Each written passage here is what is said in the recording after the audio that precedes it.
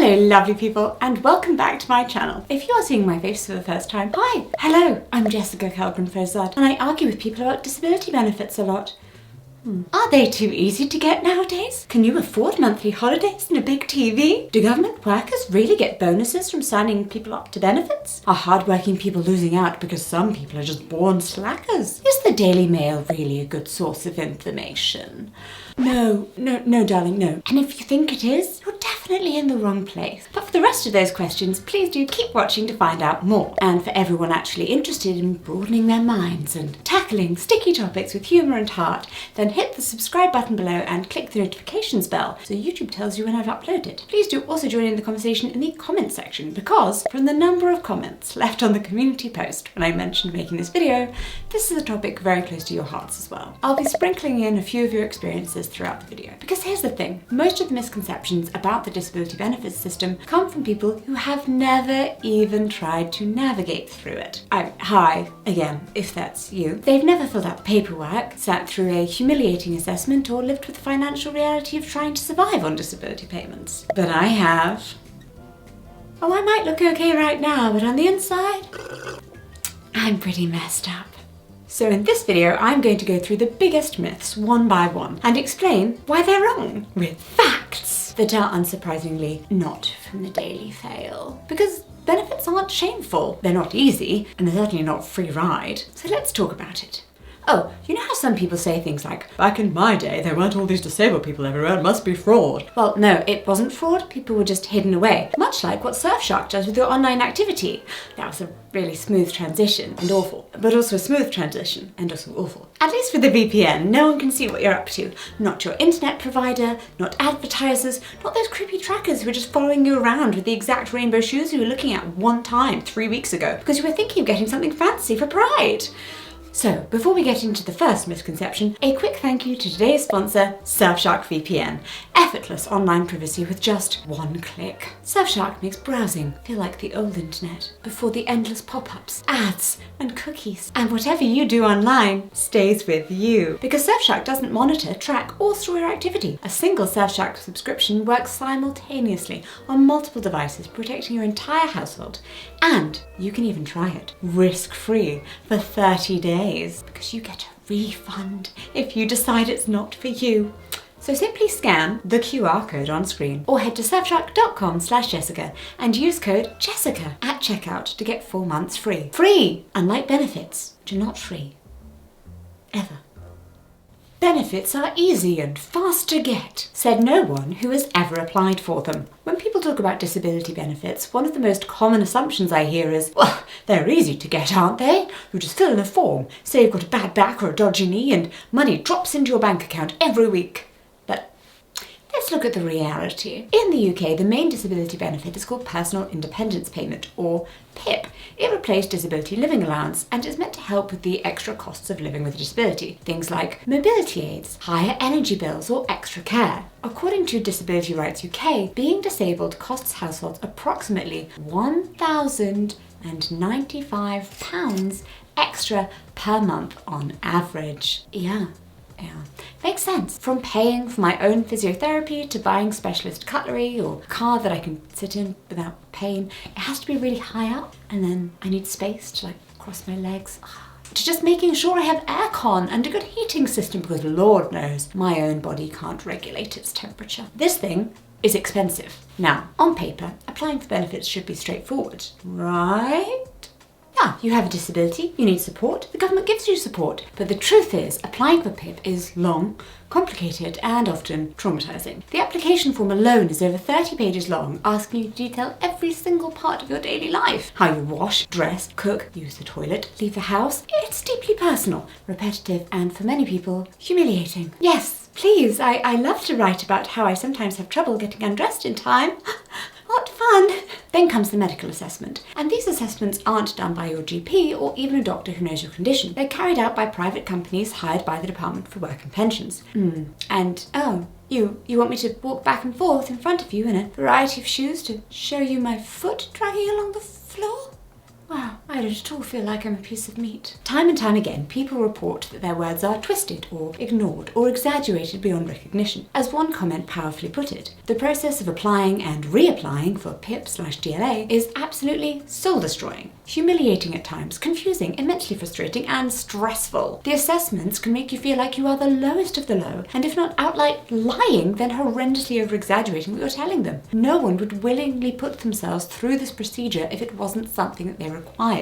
That comment could be written by thousands of people. In fact, it's so bad that in 2022, the Work and Pensions Committee found that the system was routinely failing claimants. They described assessments as traumatizing and pointed out that the whole process leaves many people too scared to even apply. So they didn't improve it. And then there's the waiting time. According to the DWP's own figures, the average wait for a new PIP decision in 2022 was 20 weeks. That's nearly 5 months just to hear whether you qualify. How are you paying your bills in that time? I don't know. How many things do you have to sell? Appeals add even more delays. Some people wait years before they receive a final decision. But here's the shocking part. When people do appeal, they often win. In fact, more than 60% of people who take their PIP case to a tribunal succeed. That means that well over half of the people who were initially denied actually were entitled to support all along, and then didn't get it for months whilst having to fight through the system. Said system is set up to wrongly deny legitimate claims, and it only gets corrected if you have the strength and resources to fight it. Question: does that actually save the government money? Are they spending more money fighting this person at appeals than they would have done had they just given them monthly benefits that they qualify for when they first applied? Shouldn't all the people complaining about government spending be angry about that waste instead? Again though, let's not forget, during those months or years of waiting, people are struggling without the financial help they need. Of course, this isn't just a problem in the UK. One of you left this comment about Canada that really stuck with me. The ridiculous rules. I would love to volunteer at my local library a few hours a week. This helps me have community and keep skills and stamina up. But apparently that would mean I'm healthy enough for full-time work and would lose my benefits. Of course, says the government, if you can lift a few books occasionally, then you can stand on your feet all day, every day and do some good old-fashioned manual labour. A counterproductive rule if I ever heard one. Volunteering, something that should be encouraged because it helps people stay connected and mentally well, is now bad. That fear exists in the UK too. Many disabled people are scared to do anything that might be seen as evidence that they don't deserve benefits. Going on a short holiday, smiling in a photo on social media, getting out of the car in the disabled parking space without wincing, or volunteering a few hours at a charity shop can all be used against them. The system creates a culture of surveillance and suspicion, where disabled people feel like they have to hide any sign of joy or independence in case it costs them their lifeline. Well, we do have a general surveillance state in the UK, honestly. We love cameras, and we are nosy as hell. There's that. The DWP's own statistics show that the majority of new PIP claims take nearly 5 months. Appeals often double or triple that wait, and for many, the whole journey from application to final outcome stretches over a year or more. Meanwhile, because people assume benefits are easy, both to get and then to live on once you have them, there's a narrative in politics and the media about cracking down on fraud. But the truth is, PIP has one of the lowest fraud rates of any UK benefit. The official rate of fraud in PIP is, wait for it, 0%. Yeah, 0%. That's what the government said even. The government! Do they like us now? I'm so confused. And yet, disabled people are put through all of this suspicion and surveillance as if fraud were rampant. So when someone says disability benefits are easy and fast to get, what they're really describing is a system that doesn't exist. Except for those in the tabloids, of course. 4 million scrounging families in Britain. War on the scroungers. 75% of incapacity claimants are fit to work. Blitz on families raking in benefits. Mansions for scroungers. Just to be clear, if you don't know, the Blitz was when people got bombed by Nazis. So they are suggesting bombing families with young children and disabled people. That newspaper would like to murder small children and disabled people and everyone really, anyone that they don't like. I don't feel okay about that. The real system is slow, stressful, and deliberately designed to make people prove, again, that they deserve help. The truth is nobody willingly puts themselves through this for fun. Come on now. Would you? Really, Clive? You still think being contrarian is cool? Aren't you like 65? Don't you have better things to do? You can live off benefits and need no other income. Says who? I get benefits and earn above the average, and I still struggle to justify spending money on my body's upkeep. I'll be in less pain if I book this therapeutic massage session, and then I'll be able to work more and actually, sleep and function, so I can purchase food and feed myself. But isn't that like a luxury? I mean, it's fine.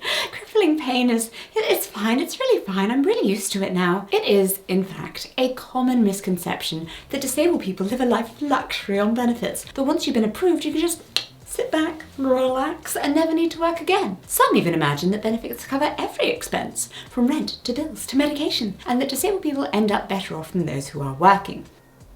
Let's dismantle that, because the reality could not be more different. First of all, in the UK, disability benefits like personal independence payment are not meant to replace income. That's why you can receive them whilst working. They are designed to help with the extra costs of disability, and those extra costs are substantial, as we have already covered. There is a part of the unemployment benefit that is specifically for people who are too disabled, either short or long term, to work, and for that part you cannot be paid by someone else, or not very much. The maximum PIP award you can get is currently about £187.45 a week, which is roughly £806.03 a month, because you times it by 4.3, not just 4. That's how you do month calculations, right? So that is the maximum for people who need the most help. Think of someone who needs the most help. So the majority of people receive less than £800 a month. And again, it costs on average more than £1,000 a month to be disabled. And average means that it costs some people a whole hell of a lot more. Also, you are not often awarded a PIP for life. I have a genetic condition that is never going to get better unless someone CRISPRs me, which is not possible. Please don't try. And I still have to get my award reviewed every few years. In fact, awards range from 9 months to a maximum of 10 years. Contrary to popular belief, the government does not look at disabled babies and say, "Whoa, that's a really disabled baby. Here's money for life." Side note, wouldn't it be amazing if each baby came with their own little handbook on what they specifically like, don't like, and all the future things about them you need to know? Allergic to eggs and tidying his Lego away. The idea that someone can live comfortably on PIP alone it's simply impossible. You have a time machine. That's how you budget.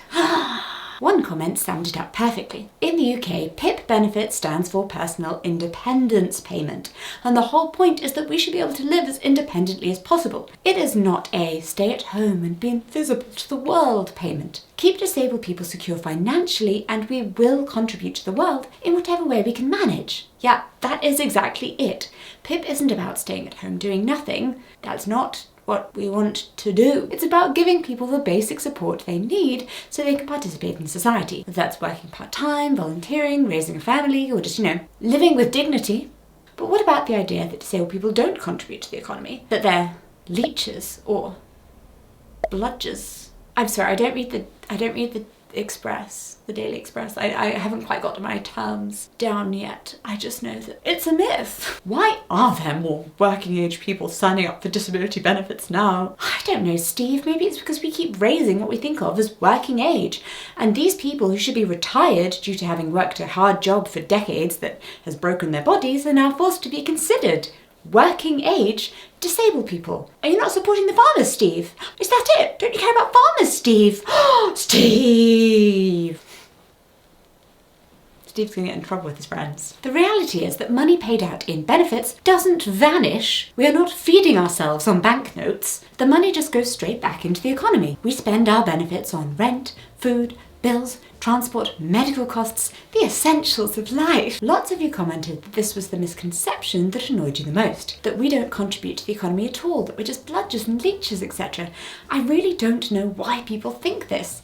The money we get from the government goes back into the economy to make society stronger and better. Exactly. Benefits aren't being stashed away, they circulate, and often they're spent locally, strengthening community economies. Economists sometimes call this the multiplier effect. Every pound in benefits spent generates wider economic activity because it helps keep businesses running, jobs secure, and communities stable. And on the communities stable Point, disabled people are not generally little islands. We have families, friends, but mainly families who we live with, families we are a part of. We have care relationships, and if we are able to be supported, then the people around us are able to move more freely as well and do their work. They're making money and then they're spending it. Wow, it's like the economy is growing. Now, let's talk about just how far those benefits really stretch, because in practice, many people find they don't even cover the basics. I'm on disability benefits in Canada, and by far the biggest misconception is that I can live off of it entirely and I get all my meds for free. I do get some prescriptions covered, but the drug formulary is very old and doesn't cover off-label usage. So the heart medication I take for my POTS is $150 of the $1,000 I get to live off for an entire month. Yeah, that leaves just $850 for the entire month of rent, food, transport, clothes, utilities, everything. And remember, Canada has some of the highest costs of living in the world in cities like Toronto or Vancouver. It's simply not sustainable. And while this example is Canadian, the same pattern holds true in the UK. I take a lot of prescription medication. Like, a lot. I take a lot of prescription medication. And the thought is, generally, well, you live in the UK, it must therefore be free. In the UK, whenever we receive a prescription, we pay a certain amount. It's not necessarily as much as the medication would cost. Great, and it's not like we have to pay a large monthly amount to an medical insurance company. Fabulous, you're just paying, if you're a healthy person and you just get a prescription once every couple of years, wonderful, excellent. But if you're like me and you get lots of prescriptions, you have to pay this thing individually, by the way, for each thing in the prescription.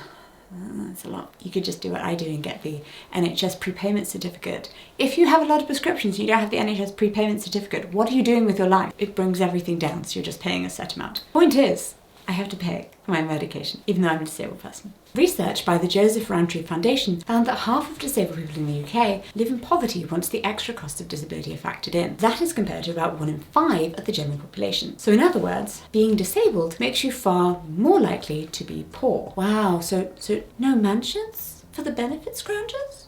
And this isn't accidental. It is baked into the system. Many disability benefits come with strict asset limits. If you have more than a certain amount in savings or property other than the home you live in, you can lose your benefits. As one commenter noted, there is the aspect of forced poverty. You are not allowed to have more than $2,000 in assets. And this is assets, not just savings, which means no saving up for a rainy day, an event, or retirement, or for a home. You can own a home, but they leave you no room to save for a down payment to purchase one. It's forced poverty, plain and simple. In the UK, people on means-tested benefits like employment and support allowance or universal credit face similar restrictions. If you have more than £16,000 in savings, you're not eligible. Even having more than £6,000 starts to reduce the amount you receive. That means disabled people are effectively banned from saving for the future. No building up a rainy day fund. No saving for retirement. No putting aside money to buy a house. No. And this is where the living off benefits myth becomes especially cruel. People assume disabled people are choosing not to work because benefits are easier. But in reality, the system actively traps people in poverty. You're kept just above survival, but you're never allowed to get ahead. Economists call this the poverty trap, and it's very real for disabled people. So, can you live off benefits? Well, the numbers simply don't add up. PIP pays less than the extra cost of disability, means-tested benefits keep you under strict savings caps, and together the system leaves nearly half of disabled people in poverty. Oh, I'm sorry. Did you have a terrible childbirth experience and now you are disabled and have a small child? Actual experience is someone I know. That's fine. They could eat toast and beans. Doing really well there, Labour. So much better than the Conservatives. The island's doing well. If you really want to test the myth, ask yourself, would you trade your income, your career, your independence, and in many cases your health, just to live on less than £700 a month with no chance of saving and constant reassessments hanging over your head? I suspect most people would say no. So no, you can't live comfortably on disability benefits. You can barely survive. And the idea that disabled people are somehow raking it in at taxpayers' expense is not only false, it is actively harmful. It justifies policies that keep disabled people poor, excluded, and constantly fighting for the most basic dignity. There are a lot of fraudulent claims because people fake disabilities to get benefits. Okay. Yes, I am indeed dressed differently. I was partway through filming this video and then the hospital called us to ask about burying or cremating our lost triplet. So then I just cried my makeup off, and now here we are 2 days later. Still angry about disability benefit misconceptions, just also like, baby loss, it never ends. It hits you when you least expect it, and it hits hard. Even if you have 2 beautiful babies who are here, the fact that their sister isn't just absolutely sucks. On with the show. Oh, there are a lot of fraudulent claims because people fake disability to get benefits. Okay, this we have definitely already covered, because why would someone fake a disability just to go through all of the pain of navigating the benefits system to receive really not much money? Oh, well, I know a lady who uses a wheelchair, but I've seen her standing up. Yeah, that's called an ambulatory wheelchair user, and it's a common thing. Most people who make use of a wheelchair don't use them full time. Well, my mate Barry told me that he claimed his back pain is way worse than it is on the form. Yes, due to the fact that you are likely to receive far less help than you actually need in reality, it's advised to fill in the forms with your symptoms on your worst day, because then when you get half as much as what you asked for, it's at least somewhat close to what you need. Also, are we judging everything by the expert opinion of your mate Barry? The idea that there is a huge number of fraudulent claims is probably one of the most damaging myths about disability benefits. The concept that lots of people are faking it, scamming the system and living the high life on money that hard-working taxpayers provide is excellent for the sowing of division, exactly what our capitalist overlords want. You see it in headlines and you hear it in everyday conversations, creating this culture of suspicion, where disabled people feel constantly watched, doubted and judged. But here's the truth. Fraud in disability benefits is vanishingly rare. Let's start with the official numbers. According to the Department for Work and Pensions, the government body that runs the UK benefit system, the fraud rate for personal independence payment is officially 0%. 5%, not 1%, just literally 0. That means that in the DWP's own data, they couldn't find evidence of any significant fraud in PIP claims. So, if we zoom out to the wider benefits system, the DWP estimates that fraud across all benefits combined is about 3.7% of spending. But remember that includes things like universal credit, tax credits, and housing benefits. And even then, disability benefits are clearly still amongst the very lowest for fraud, because there you go. Also, this includes people who are just dead and the government weren't informed, so they continued to send money until they bounced. Compare that to something like tax evasion. HMRC, the UK's tax office, estimates that the tax gap, or the difference between what should be paid in taxes and what actually is, was 36 billion last year. That's money lost through tax avoidance, evasion and non-payment. To put it bluntly, far more public money is lost to wealthy people dodging tax than to disabled people faking illness. As one commenter noted, the reality is that if you're on disability in the United States, you're never allowed to have more than $2,000 in your bank account at any time, or your benefits are immediately revoked. But still people will say, well, I had a neighbour who was on disability and he bought a new truck and he can walk just fine, as if one person they knew represents the entire disabled population here in America. This fictional disabled person who spends all of the working people's tax dollars but isn't actually disabled is the reason most disabled Americans cannot get adequate benefits to live their lives, because able-bodied people will vote against anything that might help the fictional person. So why does the fraud myth stick? Part of the answer is politics. They need the culture as a whole to blame a few bad people for their own mismanagement of the country's budget. For decades, governments and parts of the media have pushed stories about benefits cheats and loungers. You'll have seen the tabloid headlines. People caught doing sports while they're supposedly unable to walk, or undercover investigations into dodgy doctors signing off sick notes. These stories make for eye-catching headlines, but they're the exception, not the rule. And more commonly it's someone claiming an injury rather than spending their entire life living with an illness. Meanwhile, the reality is that the benefits system is already designed with multiple layers of checks, and as we saw earlier, the system is more likely to wrongly deny genuine claims than it is to let fraud through. Remember, More than 60% of PIP appeals succeed at tribunal. This shows that the bias is against claimants, not in their favour. It's convenient for governments to point to benefits as if they are the majority of the country's budget, and then turn us on each other as a way of crowd control. But whilst people might imagine disability benefits just swallow up a massive chunk of government spending, it actually accounts for only a really small slice of the overall budget. In 2022 to 23, the UK government spent about 69 billion on benefits for sick and disabled people. That's like a lot in isolation, but it's only about 2.7% of GDP and just around 7% of total government spending. For comparison, the government spent £157 billion on pensions, which is, a lot, and 280 billion on healthcare. And do we even need to get started on stupid things like maintaining nuclear weapons? Why do I have to pay for that? I'm a pacifist. So even if fraud were widespread, which it isn't, the idea that it's bankrupting the country is simply untrue. But the impact of this myth is real. It creates an environment where disabled people feel they constantly have to perform their disability. People with fluctuating conditions, or ones that aren't immediately visible, like multiple sclerosis or chronic fatigue syndrome, are especially targeted because they can sometimes walk one day and not the next.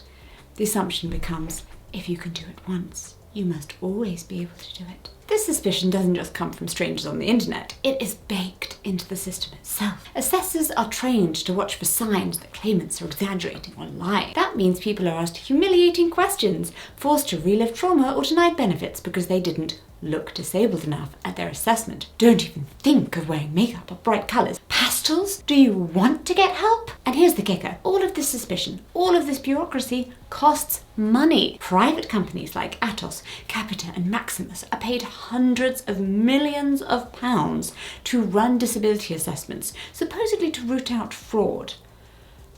But remember, fraud in PIP is officially 0%, so the government is spending huge sums of taxpayer money policing a problem that barely exists, whilst disabled people are left without the support they desperately need. So, if you want to know where the real waste is, it's not in disabled people claiming benefits, it's in the endless reassessments, the outsourced contracts, the appeals that clog up the courts, and the human suffering created by a system built on mistrust. So next time someone says, oh, there's lots of fraud in disability benefits, here's what you can tell them. Fraud in PIP is officially 0%. Fraud across all benefits is around 3.7%, far less than the billions lost to tax evasion. Disability benefits make up only around 7% of total government spending. Far more often than not, it's disabled people themselves who are cheated by a system that wrongly denies their claims and forces them to fight for years. The fraud isn't in the claimants, the fraud is in the narrative. Disabled people are lazy and like to stay home all day instead of working. What? Shocker! Disabled people get bored too. This one always makes my blood boil. The idea that disabled people are lazy, or that we secretly enjoy sitting at home all day on benefits instead of working, is just such a cruel misconception because it assumes that disability is some sort of easy way out, when the truth is the opposite. Do you think I want this pain? I can't even cuddle up on my sofa and watch TV without my stupid scoliosis screaming in pain and having to think about constantly rearranging my floppy little limbs so I don't accidentally paralyse them with my own not actually that significant body weight. I don't even have a concept of what it feels like to not lie in bed at night with excruciatingly painful feet. Why do they hurt so much? Why does it not matter what I do to them? They still hurt. Why does a day of not walking hurt as much as a day with lots of walking? Can anyone else feel all of their foot bones constantly?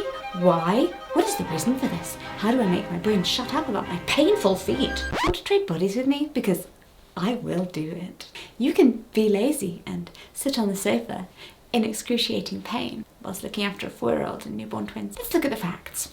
According to the Office for National Statistics, the employment rate for disabled people in the UK is about 52%. But for non-disabled people, it's about 82%. That's a massive gap, known as the disability employment gap. So almost half of people who are considered disabled are unemployed. Now, some people look at that and say, see, disabled people don't want to work. But that's not the case. Surveys by Scope and other charities consistently show that the majority of disabled people do want to work if the right support and accommodations are in place. The gap exists because of barriers, not laziness. Those barriers include inaccessible workplaces, lack of step-free public transport, rigid schedules that don't allow for fluctuating health, employers who refuse reasonable adjustments, and the ever-present fear of losing benefits if you try to work even part-time. One of you shared exactly how disability benefits make it possible for you to work. I use my PIP to get taxis on non-step-free commutes. I couldn't have this job if I didn't have PIP to get me to and from the office, or to pay for a cleaner, cook who does all of my meal prep and manual household labour for me, which frees up the energy mentally and physically for me to hold down a job which I enjoy. If I had to do all of it myself, I wouldn't be able to work, and therefore, surprise, surprise, still need to be on benefits. An experience that I very much relate to. I wouldn't be able to make money that I then pay taxes on and put money back into the economy without the government helping to pay for people who help me, who then pay tax on their wage and put money back into the economy. Benefits like PIP aren't there to replace work, they're there to make work possible. Without that support, many people will be forced to quit their jobs because the additional cost and fatigue of daily life would just be unmanageable. And let's remember, work isn't always possible for everyone. Some conditions are so severe or unpredictable that full-time employment just isn't realistic. But that doesn't mean people are lazy, it means their bodies or minds simply don't allow it. Another comment put it perfectly. I'm across the pond in the States, but to me the most frustrating thing is when people say they'd love to stay home all day and not work. Trust me, I would rather not be disabled and be working every day. Honey, when you say, I wish I could stay home all day, you're imagining choosing rest with good health and plenty of money. You're not imagining being stuck at home because of chronic pain or fatigue, or the fact that every journey outside is an exhausting logistical nightmare. Being home because you're disabled is not the same as taking a relaxing day off, trust me. And even for those who can't work, living on benefits is not some sort of holiday, as one commenter put it. I would much rather be working and not living in poverty. People seem to have so quickly forgotten how miserable they were during lockdowns. See, that comparison to lockdown is so powerful. Think about it. During the pandemic, people were outraged at being stuck at home. Mental health declined, loneliness rose, and people were desperate to get back to normal. And then they were released and they just forgot. But for many disabled people, lockdown is normal life, except without the hope of it ending after a year or two. In fact, the Institute for Fiscal Studies has pointed out that working-age disabled households are significantly more likely to experience material deprivation than non-disabled households. That means being unable to afford basics like heating, clothes, or internet access. If this is the easy way out, it's a pretty grim version. But let's not forget the contribution disabled people do make economically, socially, and culturally. Even those of us who can't work full-time are often volunteering, raising families, creating art, or contributing in countless ways that aren't always recognised by GDP. Second shocker, money isn't everything.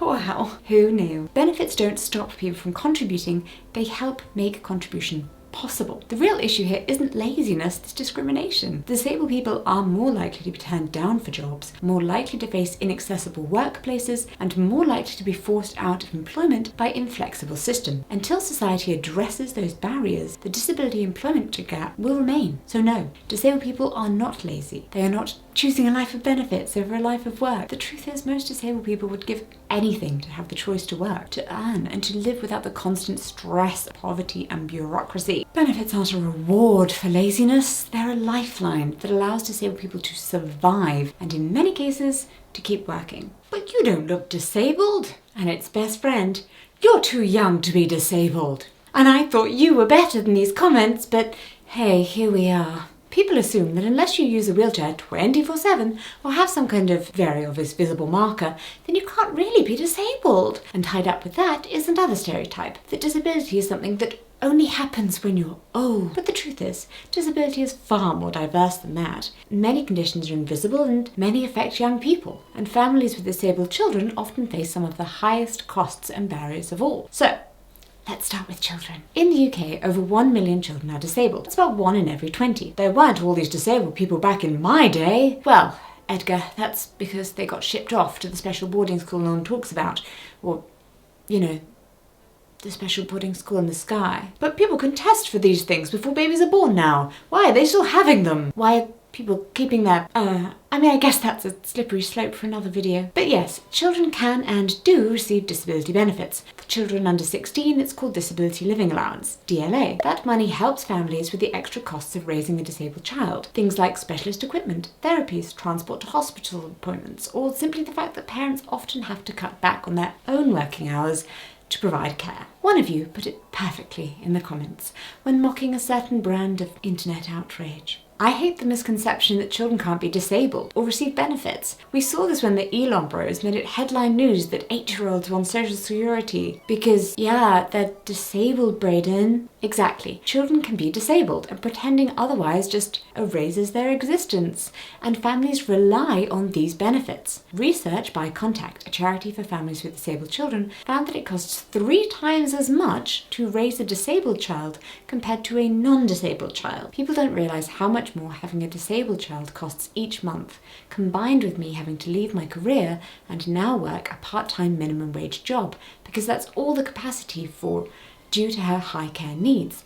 That's why her DLA keeps the family afloat. And that's exactly why child disability benefits exist. They're not a bonus, they're the difference between sinking and staying afloat when your household costs triple overnight. Now, let's talk about not looking disabled, because this is something so many of us face.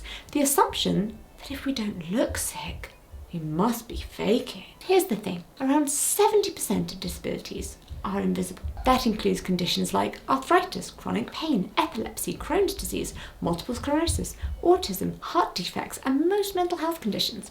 Or, hello, EDS and HMPP over here. You can't see them when someone sits on a bus or when they smile in a photo. They are real and often life-altering. As one commenter described so powerfully, I live in South Australia and I'm on a disability support pension. The most common comment I get is a variation on the, "You don't look disabled. Are you faking?" Trust me, folks. With arthritis, mental illness, chronic fatigue, heart defect, trust me, folks. With arthritis, mental illness, chronic fatigue, heart defect, to name a few, I am not faking. So to the next person who stops and looks at me as I sit in the disabled seat on the public bus, suck it up. I earned this spot the hard way. Disability doesn't always announce itself from the outside, but when people buy into the myth that disability has to be visible, it creates stigma. Disabled people get dirty looks when they use accessible toilets, or harassment for using a blue badge parking space, or accusations of faking when they stand up from a wheelchair. It's exhausting and dehumanizing. And when people assume disability only comes with old age, young disabled people are erased. In reality, disability can happen at any stage of life, from birth, from illness, from an accident, or from a progressive condition that develops in youth or adulthood. In fact, in the UK, almost half of disabled people are under the age of 65. So it's not an elderly issue, it's a life issue. There's also an economic side to this misconception. People assume that because a disabled person is young, they don't deserve support. They should just work harder, push through, or wait until they're older. Has anyone seen my bootstraps? I'm just trying to pull myself up. But that ignores the reality that younger disabled people often face higher costs and fewer resources. And then, layered on all of this is the ever-present suspicion of fraud that we talked about earlier. Because if you don't look disabled enough, people assume you must be cheating the system. But remember, the official fraud rate for PIP is 0%. Children can be disabled. Young people can be disabled. Invisible disabilities are real. And none of these things make anyone less deserving of support. The next time someone says, "You don't look disabled," or "You're too young to be disabled," remind them, you can't see arthritis, you can't see fatigue, you can't see the sleepless nights of a parent caring for a disabled child. What you can see is the impact when people are denied support because of these damaging stereotypes. Poverty, exclusion, and lives made harder than they need to be. Why are you playing into that? What benefit does it bring you rather than being an awful person? Disability isn't always visible, but the barriers are. The benefits exist to break those barriers down. So in conclusion, we've gone through a lot of myths today and the other day. From the idea that benefits are quick and easy to get, to the assumption that you can live comfortably on them, to suspicions of fraud, lazy stereotypes about disabled people not wanting to work, and the dismissive belief that if you don't look disabled, you can't be disabled. But at the heart of all of these misconceptions is a bigger one, that being on benefits is something shameful, that receiving support somehow makes you lesser, or less worthy, or less productive than everyone else. And that simply isn't true. Benefits are not handouts.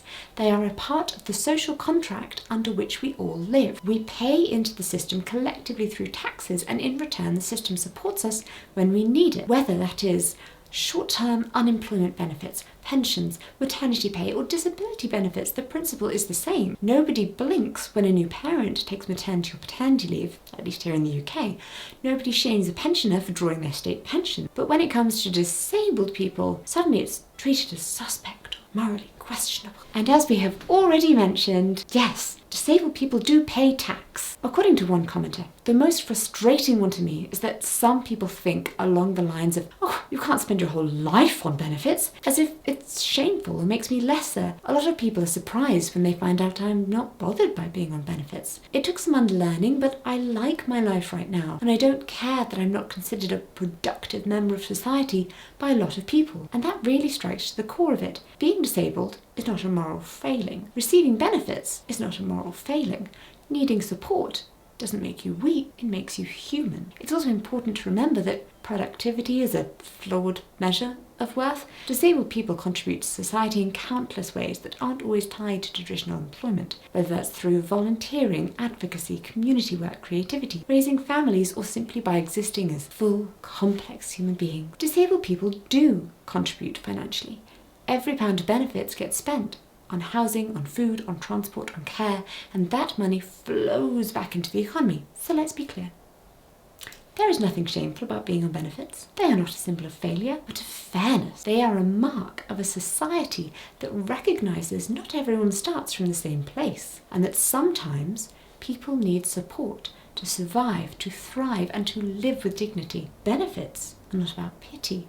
They are about justice. And every time we push back against these misconceptions, we get closer to building a society where disabled people don't just survive in forced poverty, but live fully, without shame, without stigma, and with the respect and support we deserve. Thank you so much for watching. Please let me know what you think in the comments below. I am really looking forward to learning about some of the terrible misconceptions you've come across. Please do subscribe if you haven't already, like this video if you do, and share it with someone who needs to learn more about benefits and how they're getting it all wrong. Thank you again to Surfshark for sponsoring this video. Click the link below if you too want to be safe online, and I will see you in my next video. Bye! And yes, I did dye my hair halfway through this video. Do you like the colour?